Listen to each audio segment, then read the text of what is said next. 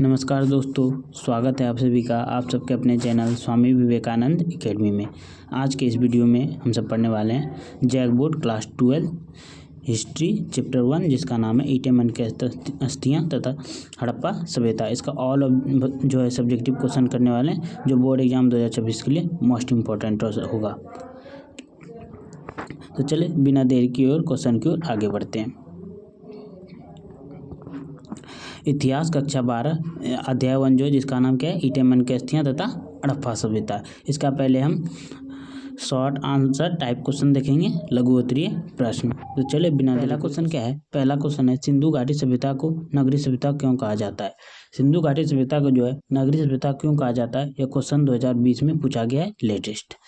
तो सिंधु घाटी सभ्यता को नगरीय सभ्यता कहा जाता है क्योंकि यहाँ जो है नगर नियोजित वन तरीके से बनाए गए थे। सिंधु घाटी सभ्यता में जो थे नगर एक योजना के तहत बनाया गया था।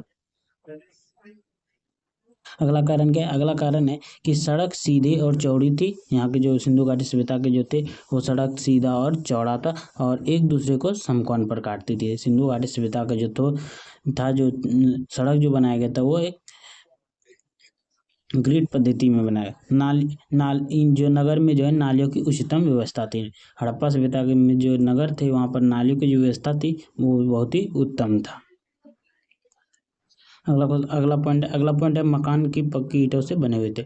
और हड़प्पा सभ्यता के जो मकान थे वो क्या किसे बना हुआ था, तो पक्की ईंटों से बना हुआ था। प्रत्येक नगर में अन्नागार और स्नानागार जैसी सामाजिक इमारतें थी।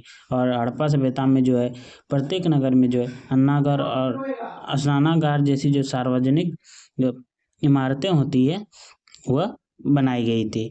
इस तरह जो है हड़प्पा सभ्यता को उन्नति नगर नियोजन पाया जाता था, इसलिए इसे नगरीय सभ्यता कहा जाता है। इसलिए जो किस लिए कहा जाता है, क्योंकि जो हड़प्पा सभ्यता में बहुत ही आज जैसे कि मुंबई सब शहरों में कैसे रोड बनाया जाता है, नगर और नालियों का निर्माण किया, इसी तरह हड़प्पा सभ्यता में था, इसीलिए इसे नगरीय सभ्यता कहा जाता है। आई होप आप सब समझ गए होंगे बहुत अच्छे से। आप सब वीडियो को रोककर लिख लीजिएगा आंसर या स्क्रीनशॉट मार लीजिएगा। अगला क्वेश्चन क्या है, अगला क्वेश्चन है क्वेश्चन नंबर 2। क्वेश्चन नंबर 2 है कि मोहनजोदड़ो के विशाल स्नानागार के विषय पर आप क्या जानते हैं। मोहनजोदड़ो का जो विशाल स्नानागार है उसके विषय में आप क्या जानते हैं। अगर आपको वीडियो चाहिए तो मेरा यूट्यूब चैनल, आप मेरा जो है व्हाट्सएप ग्रुप में जुड़ सकते हैं या फिर टेलीग्राम में, वहाँ पे आप सबको मिल जाएगा, मैसेज कीजिएगा। तो उत्तर देखते हैं। मोहनजोदड़ो का विशाल स्नानागार हड़प्पा सभ्यता की सबसे महत्वपूर्ण खोज थी। मोहनजोदड़ो का जो विशाल स्नानागार था वो हड़प्पा सभ्यता की सबसे महत्वपूर्ण खोज थी। इसका निर्माण ईंटों और चूने से किया गया था। और मोहनजोदड़ो में जो विशाल स्नानागार मिला है उसका जो निर्माण कैसे किया गया था, तो ईंटों से और चूनों से बनाया गया था। अगला पॉइंट, स्नानागार की लंबाई लगभग 39 फीट थी। और स्नानागार का जो लंबाई था वो कितना था, 39 फीट थी और चौड़ाई 23 फीट थी, गहराई 8 फीट थी। स्नानागार की जो लंबाई थी वो 39 फीट थी, चौड़ाई जो है वो 23 फीट थी और गहराई 8 फीट थी। स्नानागार में सीढ़ी बनाई हुई थी और चारों ओर कमरे। स्नानागार में उतरने के लिए सीढ़ी भी बनाई गई थी और चारों ओर कमरे बनाए गए थे। स्नानागार में पानी की निकासी, स्नानागार से जो है पानी की निकासी के लिए बहुत ही अच्छा व्यवस्था किया गया था। अगला क्या है कि यह माना जाता है कि इसका उपयोग धार्मिक स्नान और सामूहिक अनुष्ठान के लिए किया जाता था। इसका उपयोग किस लिए किया जाता था, तो धार्मिक स्नान के लिए और सामूहिक अनुष्ठान जो कुछ होता था उसके लिए किया जाता था। आई होप आप सबको बहुत ही अच्छे से समझ आया होगा।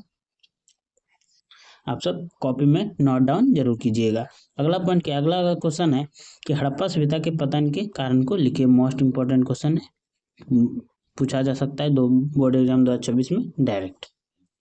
इसका आंसर देखिए, हड़प्पा सभ्यता के पतन के प्रमुख कारण थे। क्या थे प्रमुख कारण, पहला प्राकृतिक कारण, बाढ़, भूकंप, नदियों का मार्ग बदल जाने से जो है हड़प्पा सभ्यता का पतन हो गया। दूसरा है पर्यावरण कारण, भूमि की उर्वरक शक्ति कम होने लगी और अकाल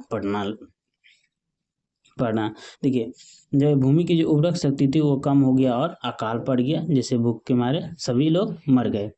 तीसरा आर्यों का आक्रमण, माना जाता है कि आर्यों के आक्रमण से सभ्यता कमजोर हो गई। ऐसा माना जाता है कि आर्यों ने जो आक्रमण किया हड़प्पा सभ्यता पे, वहाँ तो और सभ्यता कमजोर होगी और पतन हो गया। अगला क्या है, व्यापार का पतन।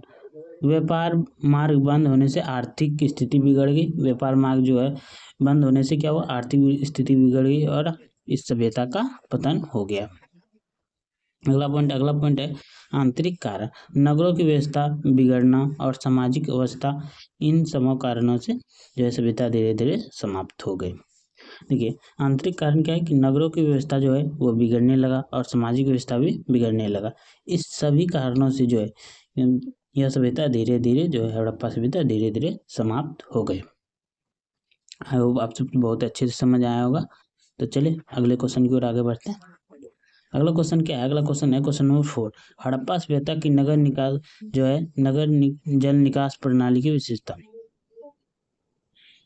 जल निकासी, जल लिखा है गलत, जो न हड़प्पा सभ्यता में जल निकास प्रणाली जो थी उसकी विशेषता बताने बोला है। तो इसका उत्तर देखते हैं। हड़प्पा सभ्यता की जल जो है हड़प्पा सभ्यता की जो नालियां हैं वो पक्की ईंटों से बनी थी। प्रत्येक मकान नाली प्रमुख नालियों से जुड़ी हुई थी। नालियों को ढकने के लिए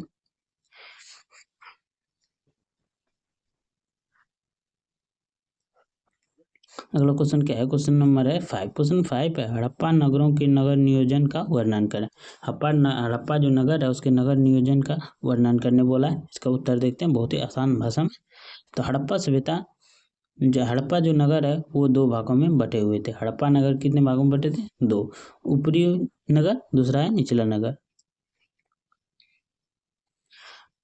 सड़कों का जाल बिछाया हुआ था, जो सड़कों का क्या जाल बिछाया था जो एक दूसरे को समकोण पर काटते थे। हड़प्पा सभ्यता की जो सड़क थे वह सीधी जाती थी और चौड़ी थी और सभी सड़कें एक दूसरे को समकोण पर काटती थी। अगला कि मकान पक्की ईंटों से बने थे और इसमें कमरे, आंगन, स्नानागार बने हुए थे।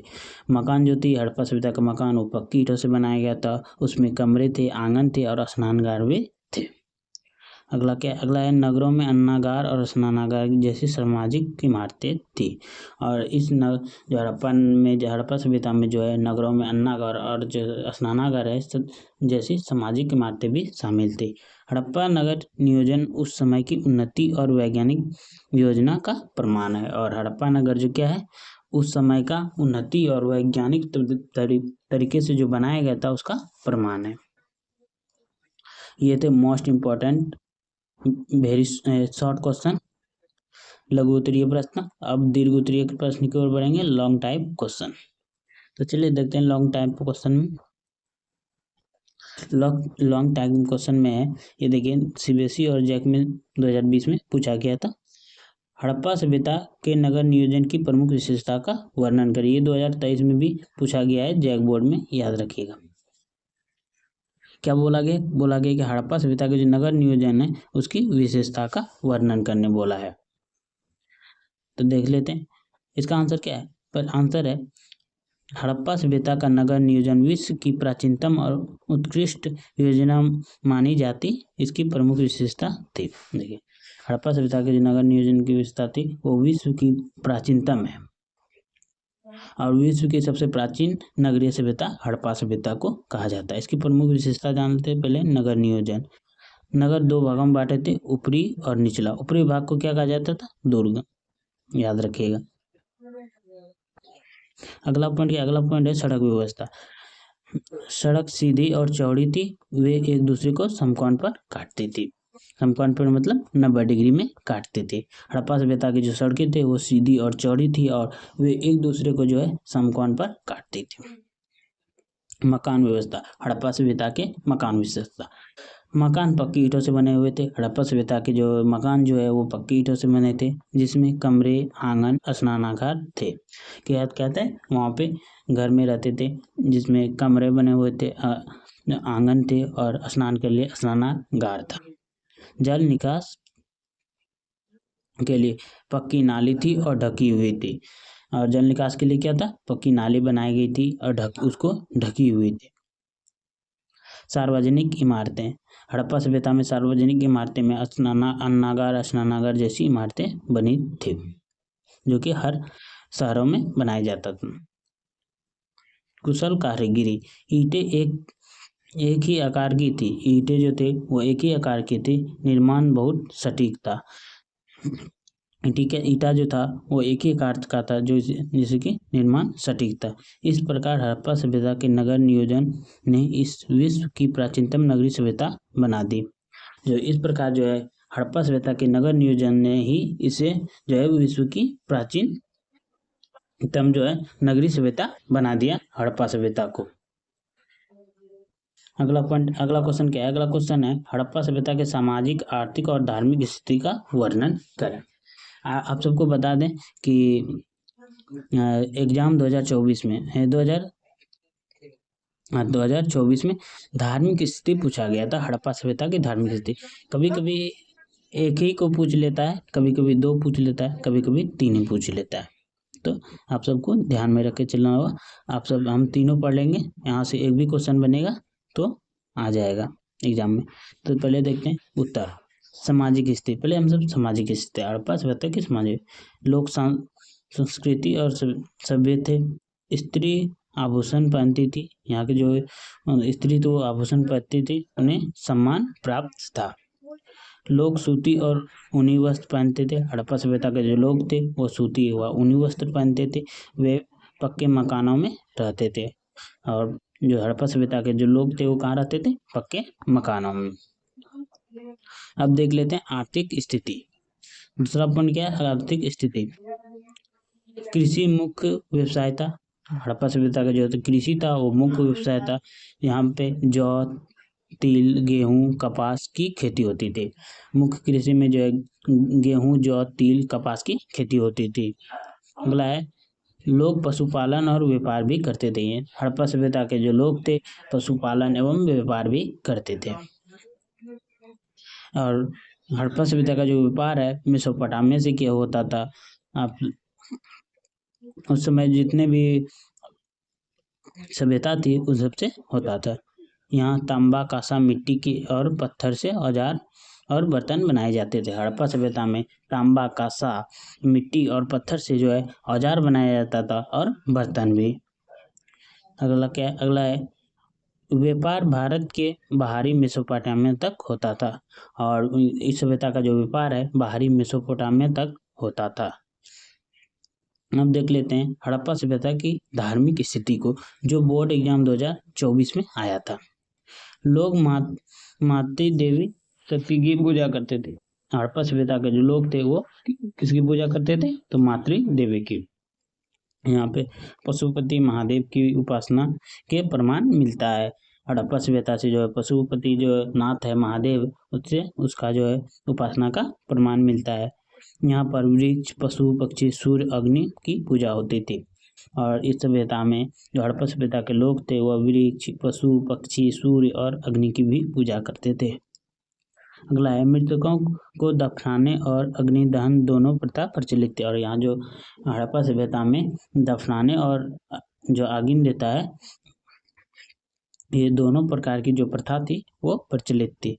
इस प्रकार हड़प्पा सभ्यता सामाजिक रूप से उन्नति और आर्थिक रूप से समृद्धि और धार्मिक रूप से विभिन्नतापूर्ण था।